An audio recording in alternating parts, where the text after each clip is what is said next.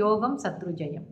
இவங்க எல்லாமே இந்த மூவருமே 6ஆம் இடத்திலே நம்மளுக்கு நல்ல விஷயங்களை கொடுக்கிறார்கள். அதாவது சனி, ராகு, கேது. அடுத்த பதிவில் நம்ம ஏழனாக இருந்தால் அல்ப ஆயுஷுன்னு சொல்லுவாங்க. இன்னொன்று செவ்வாய் 6ஆம் இடத்தில் இருந்தால் கீர்த்தி, ஐஸ்வர்யம், ஜெயம் எல்லாம் உருவாகும். புதன் அனைவருக்கும் என் இனிய காலை வணக்கங்கள். என்னுடைய பதிவுகளை தொடர்ந்து கேட்டு வரும் அனைவருக்கும் என்னுடைய மனமார்ந்த நன்றிகளை தெரிவித்துக் கொள்கிறேன். இன்றைய பஞ்சாங்கம் பார்ப்போம். இன்றைய தேதி 31ஆம் தேதி 12ஆம் மாதம் 2025 புதன்கிழமை, தமிழ் மாதம் மார்கழி.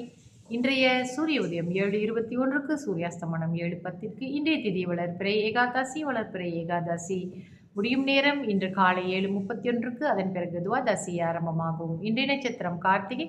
கார்த்திகை நட்சத்திரம் முடியும் நேரம் அதிகாலை 4 மணிக்கு. அதன் பிறகு ரோகிணி நட்சத்திரம் ஆரம்பமாகும். இன்றைய யோகம் முதலில் அமிர்த யோகம், பிறகு சித்த யோகமாக வருகிறது. நல்ல நேரம் காலை 7:20 8:49 வரை. அதன் பிறகு மத்தியான வேளையில் 2:44 4:13 வரை. இரவு வேளையில் 8:29 10:08 வரை. ராகு கால நேரம் மதியம் 3:15 2:44 வரை. யமகண்ட நேரம் காலை 8:49 10:18 வரை. கூலிகன் 11:46 காலை 11:46 மதியம் 1:15 வரை. சந்திராஸ்தம ராசி இன்று கன்னி ராசி அன்பர்களுக்கு சந்திராஸ்தமம் இன்று காலை 11:53க்கு முடிவடைந்து, அதே வேளையில் துலாம் ராசி அன்பர்களுக்கு இன்று சந்திராஸ்தமம் ஆரம்பமாகும். இன்றைய விசேஷம் வைகுண்ட ஏகாதசி, வைஷ்ணவ கார்த்திகை விரதம்.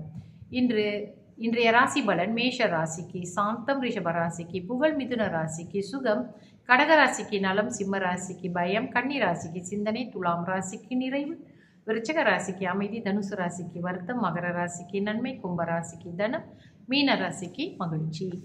நம்மளுடைய தொடர்ந்து நம்ம ஸ்தானங்களிலே நம்ம ராசி கட்ட ஸ்தானங்களிலே இருக்கும் கிரகங்களை பற்றி நாம் பார்த்து கொண்டு வருகிறோம். அந்த வகையில் இன்று 6ஆம் வீடு சத்ருஸ்தானம், ரோகஸ்தானம் என்று சொல்லுவார்கள். இது கடன் உபதைகளை பற்றி, வியாதிகளை பற்றி, பகைவர்கள் நமக்கு அமையும் பகைவர்களை பற்றியும், அவர்கள் தொல்லை, அதெல்லாம் நம்மளுக்கு இந்த கட்டத்தை பார்த்து நம்ம தெரிஞ்சுக்க முடியும். ராஜ தண்டனை, அதாவது அரசாங்கத்தால் நமக்கு கொடுக்கப்படும் தண்டனைகள், சிறைவாசம், விரோதங்கள், விஷப்பீடைகள், திருடு போகுதல், நம்ம பொருட்கள் காண போகிறத பற்றி எல்லாமே இந்த இடத்திலே அமைந்திருக்கும் கிரகங்களும், இந்த கிரகங்களுடன் தொடர்பு கொள்ளும் கிரகங்களையும் வைத்து நம்ம இந்த பலன்களை சொல்ல முடியும்.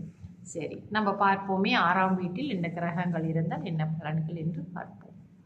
சூரியன் சத்கீர்த்தி, யோகம், சத்ரு ஜெயம். சூரியன் 6ஆம் வீட்டில் இருந்தால் இவர்களால் விரோதிகளை ஜெயம் கொள்ள வெற்றி கொள்வார்கள். அடுத்தது சந்திரன் கீர்த்தி அடைதல், வெகு ஜென்ம ரட்சித்தல். பூர்ணச்சந்திரனாக இருந்தால் ரொம்ப நல்ல விஷயங்கள் இவர்களுக்கு நடக்கும். அதாவது எதிரிகளை வெல்லக்கூடிய தன்மையும் இவர்களுக்கு இருக்கும். அதே இவர்களுக்கு தேய்பிரை சந்திரனாக இருந்தால் அல்ப ஆயுஷுன்னு சொல்லுவாங்க. இன்னொன்று செவ்வாய் 6ஆம் இடத்தில் இருந்தால் கீர்த்தி, ஐஸ்வர்யம், ஜெயம் எல்லாம் உருவாகும். புதன் சோம்பல், நிஷ்டூர வாக்கு. குரு மந்திர பிரயோகம், தீர்த்த ஸ்நானம், புண்ணியமடைதல், ஜோதிஷ் புராணங்களை தெரிந்து கொள்வார்கள். புராணத்தில் ஈடுபாடு உள்ளவர்களாக இருப்பாங்க. 6ஆம் இடத்தில் குரு இருந்தால், பொதுவாக 6ஆம் இடத்தில் குரு இருந்தால் மந்திர உச்சாடனம் செய்பவர்கள் இவர்களுக்கு ரொம்ப பலித்தமாக இருக்கும். சுக்கிரன் சத்ரு உண்டாக்குதல், ஜலகண்டம் என்று சொல்வார்கள். விளையாட்டு புத்தியும் இவர்களுக்கு இருக்கும். ஸோ சுக்கிரன் 6லே இருந்தால் தண்ணி சம்பந்தமான விஷயம், கடலில் குளிக்க போகிறதெல்லாம் கொஞ்சம் கவனமாக இருக்கும். ஏன்னா இது ஜலகண்டத்தை உருவாக்கக்கூடியது. சனி தனம் தரும். அதாவது சனி பகவான் அங்கே இருக்கிறது நம்மளுக்கு தனம் உண்டாகும், போகம், சத்ரு ஜெயம், அப்புறம் தைரியமானவங்களாக இருப்பாங்க. ராகு ஆயுள் விருத்தி, தனப்பிருத்தி. சரிங்களா? கேது யோகம், சத்ரு ஜெயம். இவங்க எல்லாமே இந்த மூவருமே 6ஆம் இடத்திலே நம்மளுக்கு நல்ல விஷயங்களை கொடுக்குறார்கள். அதாவது சனி, ராகு, கேது. அடுத்த பதிவில் நம்ம 7ஆம் வீட்டை பற்றி பார்ப்போம். 7ஆம் வீட்டில் அமைந்திருக்கும் கிரகங்களின் தன்மைகளை பற்றி நம்ம கொஞ்சம் ஆராய்ச்சி பார்ப்போம். என்னுடன் இணைந்திருங்கள். நாளைய பதிவில் சந்திப்போம். நன்றி, வணக்கம்.